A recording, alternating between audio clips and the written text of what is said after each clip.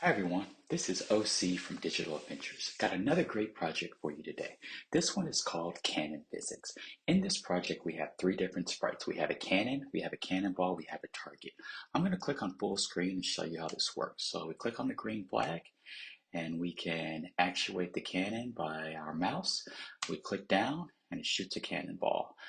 We arc it a little more, up, we missed it again. What we're trying to do is we're trying to get over to that target. We get a direct hit, it increases our score. Let's do that one more time.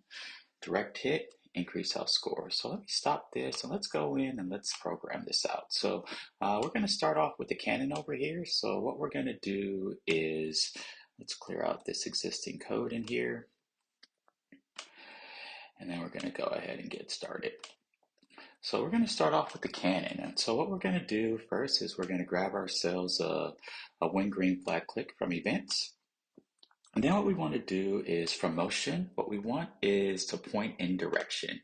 We want that cannon to initially point in direction of 45 degrees. And you can see that that's at that nice little angle right there. The next thing that we're going to do is we're going to go and grab ourselves a forever loop. And inside this forever loop, what we're going to do is we're going to say we want this to point towards a mouse pointer. That's going to track that movement so that every time we move our mouse, we can readjust and position ourselves toward the target. That's all the code that we need for the cannon. So let's move over to the cannonball. So the first thing that we're going to do is we're going to grab ourselves a when green flag clicked. Then what we're going to do is we're going to get ourselves a forever loop. And then what we're going to do is we're going to put ourselves an if then else conditional statement inside of here. And what we're going to be wanting to check for is whether or not that mouse is down. And when the mouse is down, what we're going to do is we're going to simulate some behavior. And then when it's not down, it's going to do something else. And so the first thing we're going to do is we're going to get ourselves a show block. And then beneath that show block, we're going to get ourselves a repeat until. And this repeat until is going to go right here. And then what we're going to do is we want to have this motion to continue until we're touching the edge. So what we're going to do is we're going to grab that and say touching edge. And then what we're going to do is we're going to create ourselves a couple of variables. So we're going to make ourselves a gravity variable. We're going to make ourselves a velocity variable. And we're going to make ourselves a score variable. So let's click these other ones off of here so we don't get confused by them. So we're going to put gravity and velocity up here so that we can keep track of them. And then what we're going to do is we're going to grab ourselves a score variable. All right, so the first thing that we're going to do with this is we're going to get ourselves a motion block. We want this to be able to move a certain amount of steps, and we want to be able to change our y by. But instead of it being just these initial numbers, what we're going to do is we're going to change it by our variables. And so what we're going to do is we're going to have this say move velocity steps, and then we're going to change y by gravity. And then what we're going to do is we're going to build out ourselves two if-then conditional statements that we're going to tuck in there. So the first thing that we're going to do is we want to check whether or not something's being met. And this is going to be checked with the greater than operator. And what we want to check for is the velocity and gravity. So we're going to tuck these in here. So the first one we're going to do is velocity. The next one we're going to do is gravity. And we want to be checking if velocity is greater than 3.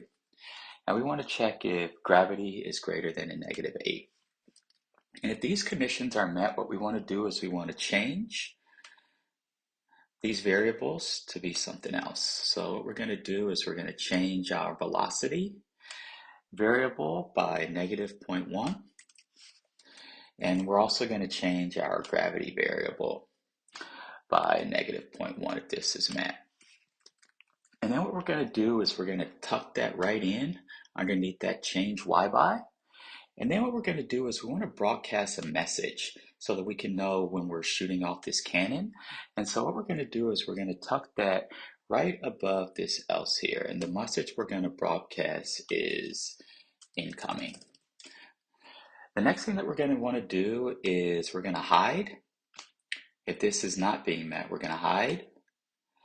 And then what we're going to do is we're going to set our variables. So we're going to set gravity to a number, and we're going to set our velocity to a number. And the number that we want this to be is, for gravity, what we're going to do is we're going to set it at 1.